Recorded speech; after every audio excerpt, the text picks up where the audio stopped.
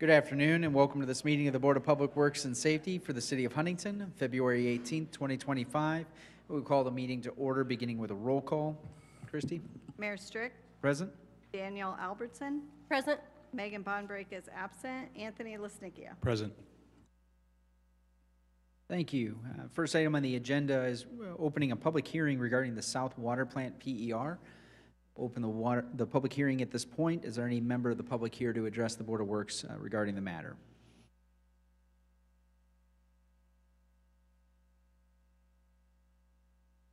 Not seeing or hearing any at this time, we will close the public hearing. Later, the materials will be presented to the board on the agenda.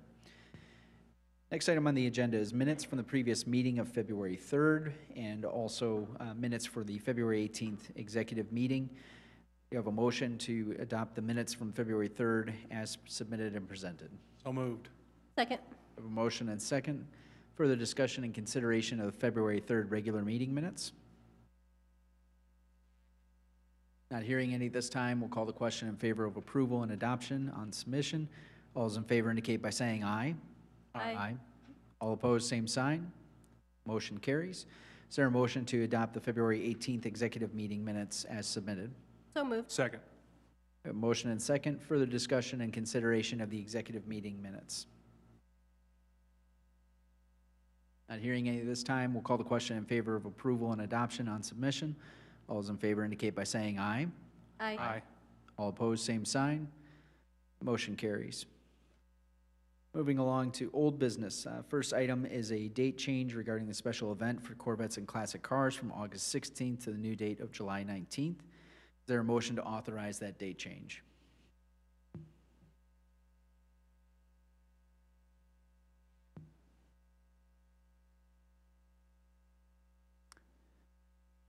Has everything been cleared?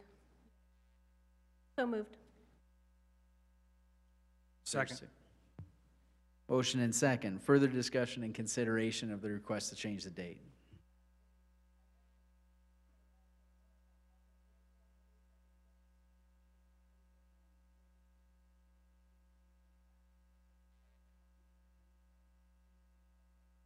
Perfect. Thank you. Okay. Not hearing any further discussion, we'll call the question in favor of approval of the date change. All those in favor indicate by saying aye. Aye. All opposed, same sign. Motion carries. Next item under old business is long-term control plan projects 7 and 8, change order number 5. Yes, thank you. What I have before the board is change order number 5 for long-term control plan projects 7 and 8.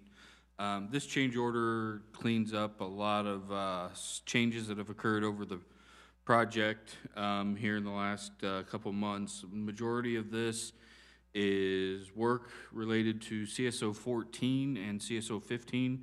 CSO 14 is in the intersection of Byron and Market Street. The contractor was able to find the city a little bit of savings on that with some work that they did. CSO 15, because of its relationship with Flint Creek and the location there, a lot of additional work had to occur to build this in a way that would still function while we worked around Flint Creek.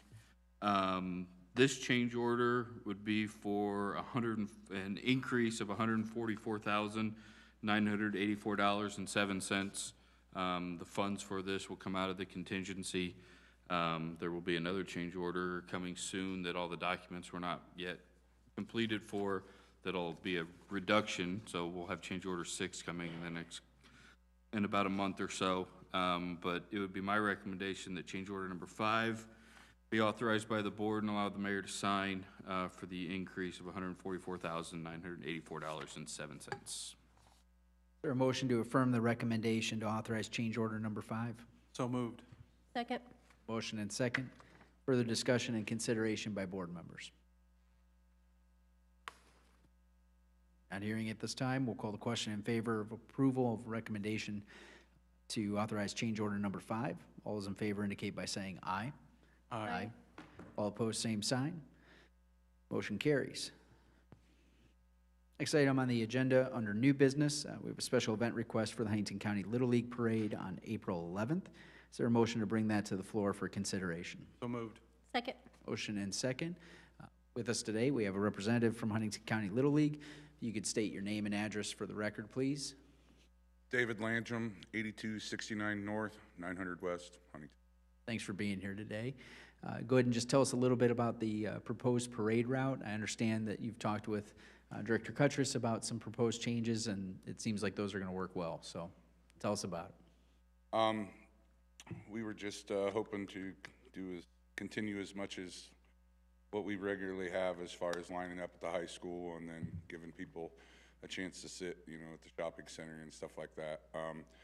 I submitted 2 different options depending on what projects were going on at that time. I'd really like to be able to run down Jefferson Street, but if the Tipton Jefferson Street project is going on, I don't know as far as the timeline, but we make a last-second decision and have to go to LaFontaine, you know, be all right with that. Appreciate your understanding. So Director Kuttress, I think you've got some good news on this. So after conversations with the contractor last week and a project update, they're not going to be closing the intersection of Jefferson and Tipton until shortly after Heritage Days. So it should be, Jefferson and Tipton would be open in April, allowing you to go straight through Jefferson, right through downtown. Cherry Street will be closed. Cherry Street and Market will be closed, so that's why you couldn't go the Cherry and Market route. Perfect. Any questions by board members about the annual parade? Okay. What is the time of the parade? You guys are lining up at the high school? We're lining up between 5 and 5:30-ish, and then we're trying to roll by 6, or sooner the better. But yeah, normally it's 6 o'clock right when we roll out. Okay. Great. Well, thank you again for your work with the Little League. Is there a motion from a board member to authorize the special event request and parade route as submitted? Moved. Second. Motion and second. Further discussion and consideration? Not hearing any at the time, we'll call the question in favor of approval of the parade route down North Jefferson. All those in favor indicate by saying aye. Aye. Aye. Aye. All opposed, same sign. Motion carries. Thank you. Thank you. Thanks. Next special event request is Huntington Goes Gold on September 6th. Is there a motion to bring that to the floor for consideration? So moved. Second. We have a motion and second. I invite you to step forward at this time and reintroduce your name and address for everyone. Good afternoon. My name is Joe Schmaltz, 1305 Superior Street. This is my wife, April, same. Thank you both. Tell us a little bit more about the proposed changes for this year and the coordination with the other activities. So this year, we've made strides in operating more with the chalk walk that goes on downtown. Years past, she's had a weekend that's kind of stopped us from using the earliest weekend in September, and it's affected our attendance a bit because we have Labor Day weekend, which of course I know a lot of people travel for, and it's kind of the last hurrah of summer, so we wanted to avoid that. So this year, we're doing it the same day as the chalk walk. We'll start a bit later.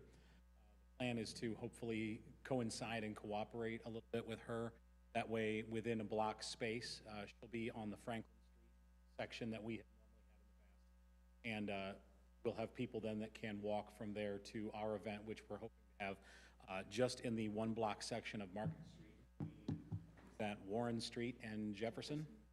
And we've actually spoken a good deal with Sabrina from Market Street Bar and things like that, so we already have quite a bit of cooperation there. They are really excited to help us out and to grow the Go Gold as much as possible. And coordination with the Chalk Walk folks, we want to have the ability of people to move around through the entirety of downtown, sort of be able to enjoy both events kind of simultaneously. Hers starts at noon, I believe. Ours will start about 3 o'clock.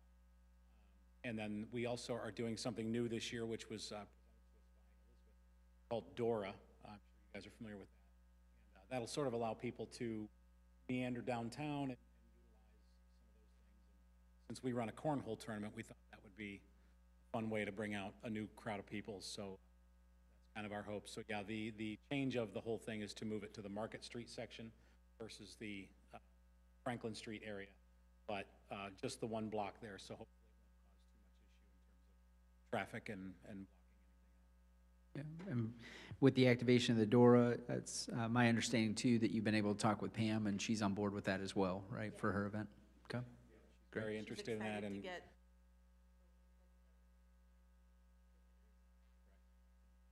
And as we discussed too, the idea of having, we have a new Mexican restaurant there on the corner of Market and South Jefferson, plus we have the Sweet Spot, which is great for kids, obviously. So having people wander between the two will also open up a good deal of opportunity and potential business for some of the local places. Hopefully the downtown businesses will be far more involved. Further questions by board members? You're starting at 3 and going until when? We have it on the paperwork till 10. That includes our cleanup time. We want to kind of end it earlier. We're thinking somewhere between 3 and maybe 7 p.m. Because we still want to do live music, things like that. So we're hoping for the event to have about a 4-hour window and then have plenty of time to clean up and get out of the way. Right. Although we'll take them too. Yeah. Thank you. Further questions by board members? Okay. Is there a motion to authorize the Wyatt Schmaltz Foundation Huntington Goes Gold event on September 6th as it's been presented and including authorization and activation of the Dora District? So moved. Second. Motion and second. Further discussion and consideration? All right, not hearing any at this time, we'll call the question in favor of approval. All those in favor indicate by saying aye. Aye. All opposed, same sign. Motion carries. Thank you both. Very much, everybody. Have a good afternoon. Thanks.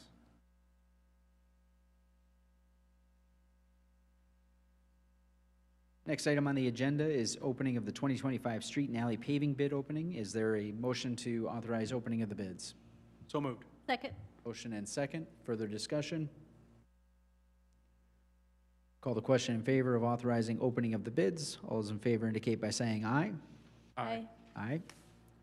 All opposed, same sign. Motion carries. Director Cutress. Yes, thank you. It is time to open the 2025 street and alley paving for the streets this year. We have received 2 bids, the first one being from Brooks First Construction.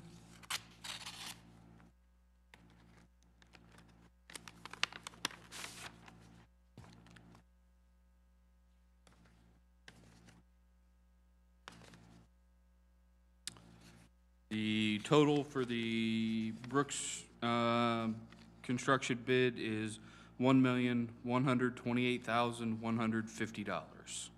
That's 1128150.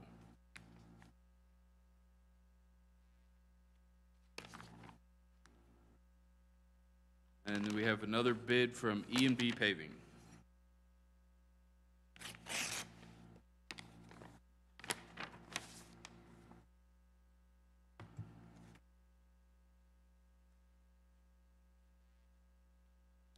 The bid from E&B Paving is for $909,026.20.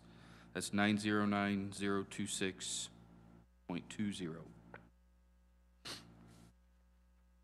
Those were the only 2 bids we received, so it would be my recommendation at this time that the board take these under advisement. We will review them and report back with an award recommendation at the next meeting. Is there a motion from the board member to take these bids under advisement and review? So moved. Second. Motion and second. Further discussion, consideration of the recommendation. Not hearing any this time, we'll call the question in favor of the motion. All those in favor indicate by saying aye. Aye. All opposed, same sign. Motion carries. Thank you. Next item on the agenda is South Water Plant PER Acceptance Resolution, Board of Public Works and Safety 2025-2. Is there a motion to bring that to the floor for consideration? So moved. Second. Motion and second. Further discussion and consideration. Call the question in favor of opening discussion of Resolution Board of Public Works 2025-2. All those in favor of opening discussion indicate by saying aye. Aye. All opposed, same sign. Okay, Director Cutress. Yes, we have a couple resolutions before the board today, both related to the PER for the replacement of our South Water Plant. And with us today, we've got Jeff DeWitt and Phil Morton from Lockmuller Group to present the PER before the board, before we authorize the signing of the PER acceptance resolution and then the signatory authorization resolution. So Jeff, Phil? All right, good afternoon. Okay, mic's working. I think we have a presentation. Is that Yep, Bryn's got it. coming up? Okay. All right, well, thanks again for the opportunity to work on this project with you all. My name's Jeff DeWitt. I'm with Lockmuller Group. Been working with Huntington for probably over 20 years now or so. And it's the South Water Plant's been something that's been kind of on discussion for a while. The whole goal of this PER is really to ensure that Huntington has the proper amount of water and clean water to supply, the residents and future growth of the community. So without further ado, maybe the next slide. Can I? Get that remote. Oh, that's what this was. Thank you. Okay. The agenda that I have to go through today is on the screen. I'm not going to read through all that, but basically just going to kind of run through the process of the development of the PER and then open it up for any questions you might have. There's a long history of improvements that have been made to the South Water Treatment Plant. I think of note, it was built back in the 1950s and has served the community well, but has undergone a lot of different iterations. And most recently, though, back in 2017, one of the major wells that produces water for the plant was identified to be groundwater under the direct influence of surface water. And that kind of threw the community into either having to do significant upgrades to the plant or shut the well down. And that just is to protect the drinking water. And so the well, it was decided at that time the well was shut down, and then studies have been completed to really understand what options the city has in front of them.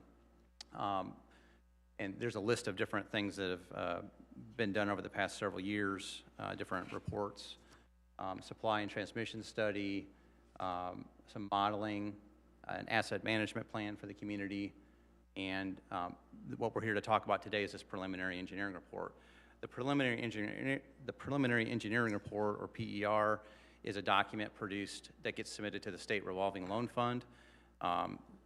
Turning this in, they'll review it and consider you for funding, and that funding is typically low interest rates or grants. So that's why this document is being produced. So I'll go through some of the things that were looked at with the PER, but one of the latest things that was done was some analytical testing of that well that got shut down back in 2017, and the testing that was done on that well was favorable.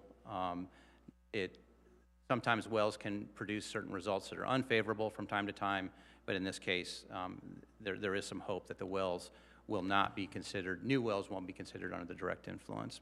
Just want to give that little bit of information. Some existing conditions for your water system. You've had some steady growth or water demand over the years, and approximately 7% increase over the past 5 years. So you are seeing kind of an upward trend due to development and things like that. And I'm not going to go over all these numbers in detail, but the average peak demand for your community was about 4.4 million gallons per day, and currently you have capacity to provide water in those peak conditions, but with the South Water Plant being in its age and condition, that's a real driver for replacing it.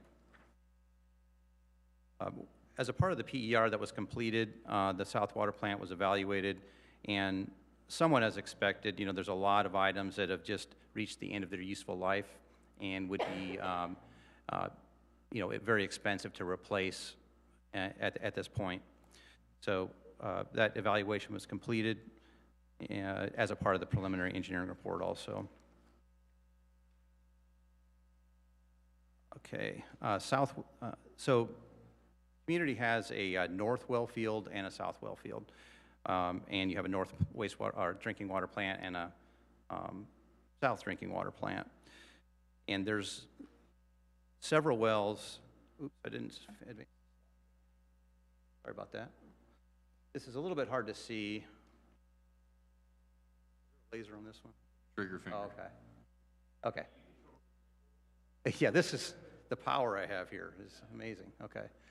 So just for a little point of reference, your existing water plant on the south side is outlined here in the red. The wells, a couple of the wells have been abandoned up here in the north part of the south well field, and then well 5A has not ultimately been abandoned, and that's the one being tested.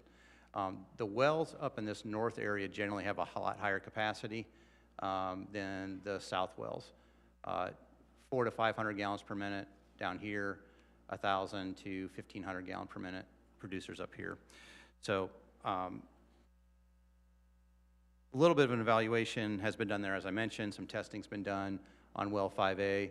The results look pretty favorable, but at this point, at this point in the analysis that we conducted, we moved on and then kind of started developing 3 major alternatives. Expansion of the north plant was considered, and some additional wells on the north side. Expansion of the south, or a new south plant with additional wells was considered, kind of in that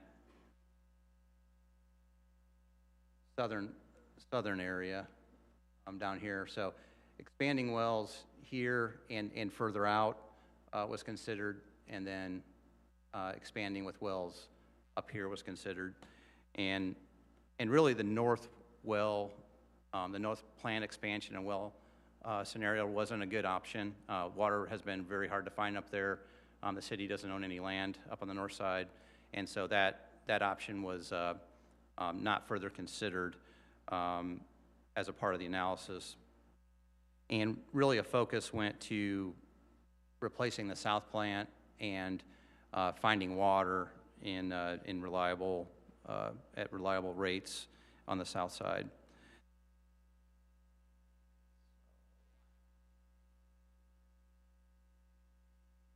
Sorry, that's the slide I was just talking about there, the 3 different options: north well field, south well field with wells further out, and then south well field with wells closer to the existing large producing wells. So really the main driver with the cost difference between the south wells that are further out and a well, the other option where we would just try to increase the well capacity at the north, is the transmission piping and all the things necessary to expand the wells on the south side was very, very expensive. The wells looked at, I don't have the numbers in front of me, but we're a very far distance away to find the water in the quantities that were needed. So with that, the PER developed some cost estimates for the 3 different alternatives, and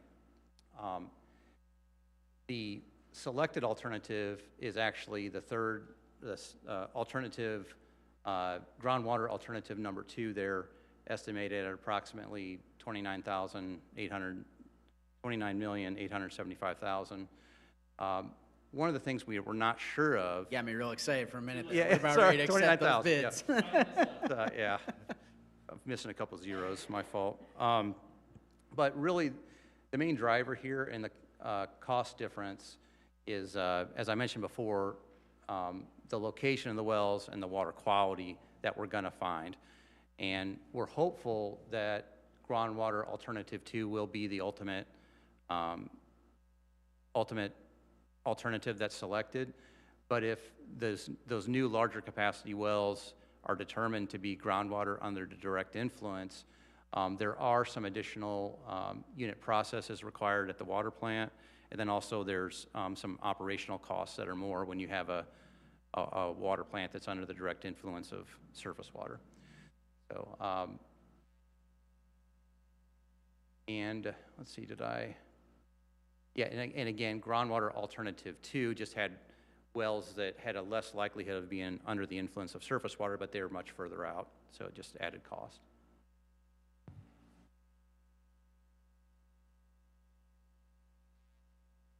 Okay, so this is just a summary, as I mentioned. The recommended alternative in the PER is the groundwater alternative with number 2, and that is, you know,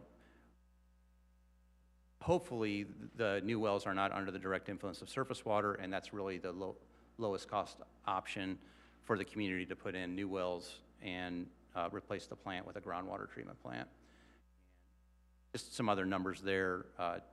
Total estimated project cost, approximately $36.6 million, and some additional operation and maintenance costs that would go along with the new facilities. Okay, this just recaps again the possibility of the wells that will be drilled being groundwater under the direct influence of surface water. That would add approximately $680,000 and, you know, some significantly more operation and maintenance costs to run the Woody plant.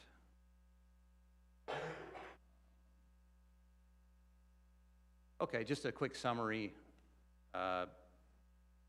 Again, this is your existing water treatment plant, highlighter here, laser, and the new plant is proposed adjacent to that, so the existing plant can remain in operation while the new plant is constructed.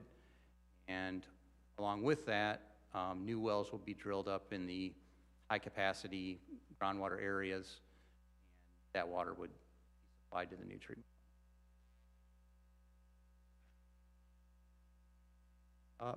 Excuse me. Just an estimate of schedule. We are here today for the public hearing and an explanation of the PER. A preliminary bond closing date of May 2025 could happen with the state revolving loan fund, and then design can begin in June of this year. There are some property agreements that would need to be executed for the wells that we're discussing drilling. Highlights here. So essentially, construction could start February of 2027, according to this schedule. And then approximately a year and a half or so, going on 2 years for the construction of the project. And I think Adam already explained this, but you know, there's a public hearing requirement to apply to SRF, and the signatory resolution is to allow Mayor Strick to sign the application to submit to SRF for the funding, and then the PER is, you know, the acceptance of this group PER along with that application. And last, just it is a public hearing, so people could make comment earlier in this proceeding, and then people can also submit written comments up to 5 days after this. So public's welcome to do that, and we will address those comments if and when they come in. That concludes the presentation on the PER. Thank you. Questions or comments from board members? Go back a few slides. Sure.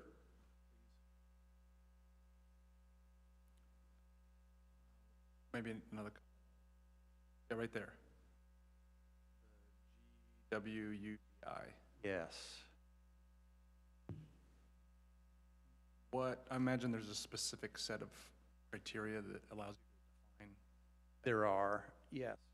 So groundwater under the direct influence of surface water is a designation that the EPA puts out. There's a set of criteria.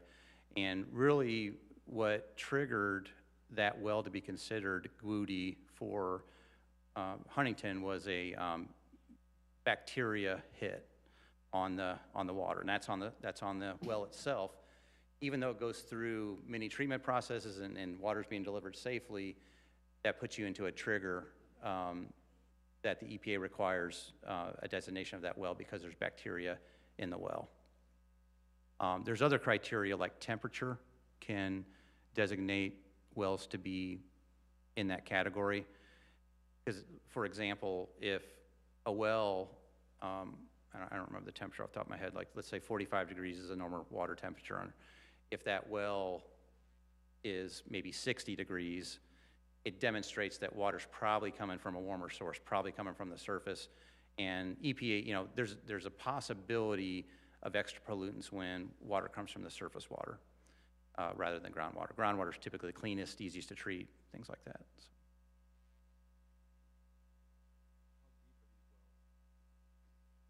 Great question. 180 feet, does that sound right? Yeah. 450 in the south. Our current ones in the south well field are 300 to 400 feet deep. Are the high producers shallower? No, they're all pretty. They're all about that? Okay. Yeah. And those are all the south? North depths are pretty similar as well. Yeah. So you just roll the dice on the sites that you're gonna? It's a little more scientific There, than that. yeah.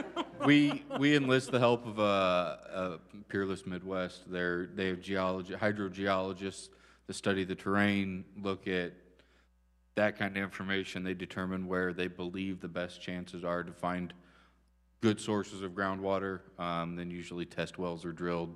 We check it out, make sure that we're getting the flow we think we're getting before permanent wells are drilled. Yeah, we count the cards before we roll the dice. And then you had said something earlier about, something about infrastructure. You lost me there. You were talking about the south side? The age of the South Water distribution or plant? something? The raw water mains? Oh, okay, sure. So I don't think we have a, yeah, I think I can kind of explain it. Yeah.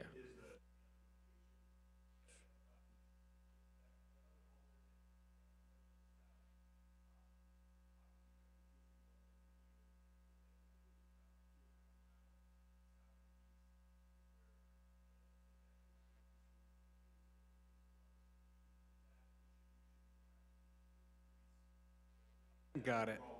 Okay.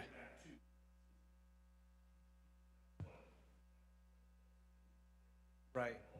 Yeah. Okay, that makes, The further our wells get away from the current locations, the more raw water main. Typically, those raw water mains are 12, 16-inch diameter pipes. So it's quite a big expense. The further away we got to pump it from. I will say there's some theories on why the well was designated Goody to begin with. It might have been cracked casing pipes or some things like that that weren't, that it may not really be groundwater under direct influence of surface water. There might have been structural things wrong that contributed to bacteria getting into the groundwater. that explains your original explanation. Yeah, there's some hope that Yeah. it was a structural deficiency, not like a geological deficiency that is causing the designation. But preparing for the worst still, Yeah. kind of, in the planning, so. Thanks. You're welcome. Further questions or discussion by board members? Well, as was noted in the presentation and the timeline before us, this is just the next step in continuing the process of working with the state and working with the engineering team to identify what's going to be the best plan forward. There will be subsequent steps and authorizations through council and other entities. So, but today we do need authorized from the board to continue moving forward. And so with that, is there a motion to authorize the PER acceptance through Resolution Board of Public Works and Safety 2025-2? So moved. Second. Motion and second. Further discussion and consideration? Call the question in favor of the motion. All those in favor indicate by saying aye. Aye. All opposed, same sign. Motion carries. And similarly, is there a motion to authorize signatures with 2025-3? So moved. Second. Motion and second. Further discussion and consideration? Not hearing any, we'll call the question in favor of the motion. All those in favor indicate by saying aye. Aye. Aye. All opposed, same sign. Motion carries. Thank you. Thank you, gentlemen. Appreciate your work. Also want to acknowledge the hours that Director Carroll and Director Cuttress have spent on this in just getting us to this point. We're 3 years into this conversation, 5 years into this conversation, 10 years into this conversation. So we're moving very deliberately and thoughtfully as we gather the information. Next item on the agenda, we have a new hire request from Chief Johnson for our fire department. Is there a motion to authorize consideration? So moved. Second. Motion and second. Chief? Afternoon. Continuing with our executive session was held prior to this meeting. I have two candidates. First, Damon Kaler. Damon has met all the requirements to be hired from the Huntington Fire Department, and ask the board's recommendation for Damon Kaler to be hired. Okay, is there a motion to act on that recommendation? Second. Motion and second to act on the recommendation to hire Damon Kaler as a firefighter for the city of Huntington. Further discussion? Not hearing any, we'll call the question in favor of approval of the recommendation. All those in favor indicate by saying aye. Aye. All opposed, same sign. Motion carries. Chief? Our next is Alex Pesci. Alex has met all the requirements set forth by the hiring board to be hired to the Huntington Fire Department, and I ask the board's recommendation to approve Alex Pesci for hire. Is there a motion to act on that recommendation and authorize hiring Alex Pache for the fire department? So moved. A motion and second. Further consideration? Not hearing any this time, we'll call the question in favor of the recommendation to authorize the hiring of Alex Pache on behalf of the city of Huntington for a fire position. All those in favor indicate by saying aye. Aye. All opposed, same sign. Motion carries. Thank you, Chief. Moving along under ordinance enforcement, we have two status updates today. First being 422 Frederick Street. Is there a motion to open discussion and consideration of the status update? So moved. Second. Motion and second. Commissioner Paul. Good afternoon. Yes, the property owner as of November 4th, 2024 was Blaine and Teresa Kaler, 320 Etna Avenue, Huntington, Indiana. That order of enforcement on that property was issued on the order of enforcement on the detached garage was issued on July 31st, 2024. There were 12 unsafe violations with 9 corrective measures for compliance. Those pictures were taken this afternoon. They put new roof trusses on, metal roof, and got the siding and soffits completed. So my recommendation would be to release the order of enforcement at this time. Is there a motion to act on that recommendation and release the order of enforcement? So moved. Second. Motion and second. Further discussion or questions by board members? Not hearing any this time, we'll call the question in favor of the recommendation to release the order of enforcement at 422 Frederick Street. All those in favor indicate by saying aye. Aye. All opposed, same sign. Motion carries. Commissioner? The second property we have is 455 Crescent Avenue. At the time of the order was issued, it was issued to Laura Bennett, 455 Crescent. The new owners as of December 17th, 2024 is Good Faith Happenings LLC, 4920 North, 464 West, Huntington, Indiana. That order of enforcement, when issued, was done from the exterior only. There were 9 unsafe violations, 9 minimum housing violations, and 16 corrective measures for compliance. I met with Dave Harvey with Good Faith Happenings on December 23rd, and we walked through the property. He discussed what his plans were with the property and with the renovations. He doesn't plan on starting until spring sometime, since it's starting right now. So he got the property cleaned up as best he could on the outside, made sure all the windows were shut and doors were secured and locked. So my recommendation would be to release the order of enforcement at this time. We have a motion to act on the recommendation to release the order of enforcement. So moved. Second. Motion and second. Further discussion and consideration by board members? Okay, not hearing any at this time, we'll call the question in favor of the motion to release the order of enforcement. All those in favor indicate by saying aye. Aye. All opposed, same sign. Motion carries. Thank you. Thank you. Now aware of any miscellaneous items for the good of the order, then, moving along to accounts payable. Is there a motion to authorize payment of the bills incurred by the city of Huntington? So moved. Second. A motion and second. Further discussion and consideration of accounts payable? Not hearing any this time, we'll call the question in favor of approval of authorizing payment of the bills incurred by the city of Huntington. All those in favor indicate by saying aye. Aye. All opposed, same sign. Motion carries. Is there a motion for adjournment? So So moved. moved. Is there a second? Second. All in favor indicate by saying aye. Aye. Thank you, everyone. Have a great day.